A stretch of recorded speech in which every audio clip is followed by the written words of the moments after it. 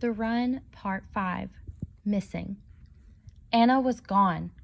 Mac sat bolt upright and threw off his blankets. All traces of sleep had disappeared from him instantly, replaced by a rush of panic. Where could she have gone? Maybe she just needed some time to herself, he thought, but the idea rang hollow in his head. His creeping doubts from the night before returned. Anna had been wounded by a zombie. Was she infected? Was she already one of them? What should he do? What could he do? I have to find her, he said to himself. But did he have to go alone? Mac thought for a minute. He definitely didn't want to bring Jeremiah into harm's way, but he also knew that he and Dennis should not leave the young boy all by himself. Mac gritted his teeth. He clenched his fist as if to prove he could use it and let out a sigh. It was now or never. He fumbled around for the tiny keychain flashlight they had grabbed at the gas station. He wished desperately that he had something bigger. The light of the tiny beam barely reached his own feet when pointing it down at them. Kneeling, he swung the flashlight across the dirt around Anna's blankets and finally saw the footprints she had left in the soft ground. The footprints looked strangely uneven, and he felt his stomach drop when he realized that she must have been dragging her injured leg heavily to make such long, deep marks. He wondered if she was as scared as he was. He began to wonder if people stopped being scared once they turned into zombies, and then he shook himself and stood up. If there was any chance that he could still help Anna, he needed to move fast. Walking parallel to the footprints, Mac set off into the woods. He took one last look back at the pile of blankets where Dennis and Jeremiah were still asleep, trying to will them not to notice his absence. He crept along slowly as the trees grew thicker around him. He moved slowly to avoid making noise, but thoughts screeched through his head at dizzying speeds. He tried to convince himself that it might not be too late. Maybe Anna was fine. He worked to summon his earlier hope that she had just gone for a walk, but it seemed less and less likely. What would he do when he found her? If worse had come to worse and Anna had become a zombie, would he be able to bring himself to fight her? Even scarier, did he have any chance of winning? As he walked, Mac began to hear the faint sound of running water in the distance. He realized that he must be nearing a stream or a creek. He followed the noise and was soon able to make out a soft glow, moonlight reflecting on water. He drew in his breath when the beam of his flashlight passed over what he instantly knew was a human, or zombie-shaped figure. Mac stood as still as he could, trying to decide what to do. The figure was bent over and seemed to be looking down, unaware of his presence. Mac paused. If the figure was Anna, he didn't want to startle her. But if it was a zombie, or worse, a zombified Anna, he didn't want to get within arm's reach. He checked his shoelaces to make sure they were tied and braced himself to run away if necessary. "Anna?" he called softly. Dennis awoke with a start. It took him a moment to figure out where he was and why he was sleeping on a pile of dirty tarps.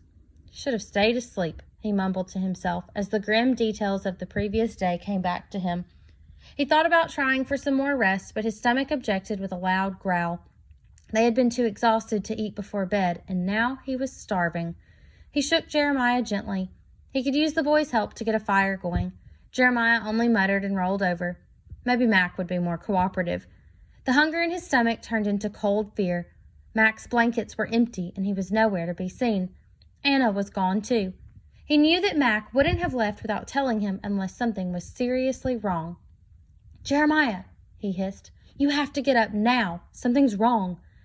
The boy sat up and rubbed his eyes, hair sticking out in all directions. "What is it?" he asked in confusion.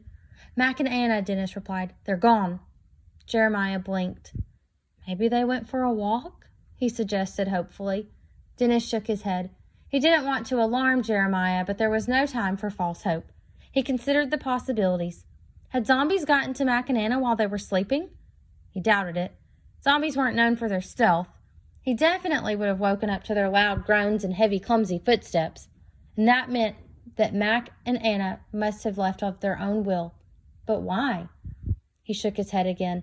At this point, all that mattered was finding their friends. "Let's go," he told Jeremiah, pointing to the truck. Sensing his urgency, the boy cooperated without further protest.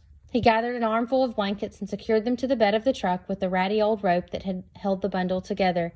Dennis paused. Which direction should they go?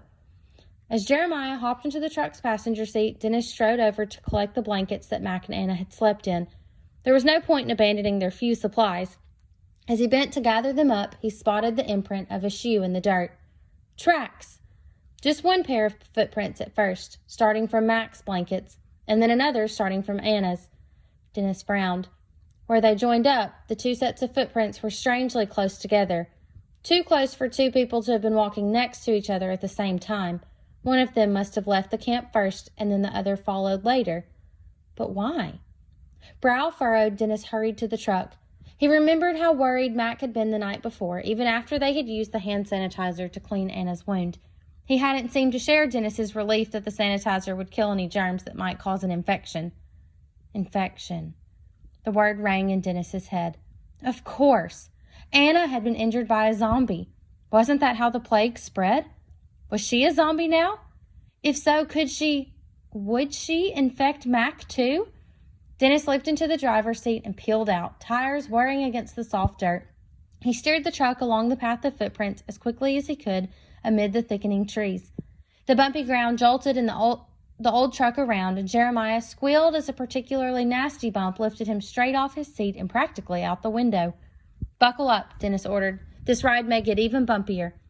As they progressed, Dennis felt breathless, a combination of the truck's jostling and his own rising panic. They had no weapons, no way to defend themselves. He ran through a mental list of the items they had grabbed from the gas station, but none of them would help. Out of habit, he punched on the radio, then remembered that it would just produce static. P.D. Muskrat Coltrane's Bluegrass station and all the others had ceased broadcasting weeks ago as the plague intensified. But it wasn't static. Somehow, it was playing music. And not just any music, but a lively bluegrass tune that he recognized from his time listening to the Muskrat station while he and Mac were back at the farm. Well, at least we have a soundtrack, he said to Jeremiah, strangely cheered by the familiar song. Jeremiah seemed unimpressed. Turning his full attention to the path ahead, Dennis focused his gaze and braked slightly. Ahead and to their left, he could make out a stream flowing through the trees in the distance. He squinted. Something was moving next to the water. Were those people? They were. It was Mac and Anna. Dennis and Jeremiah stared in horror.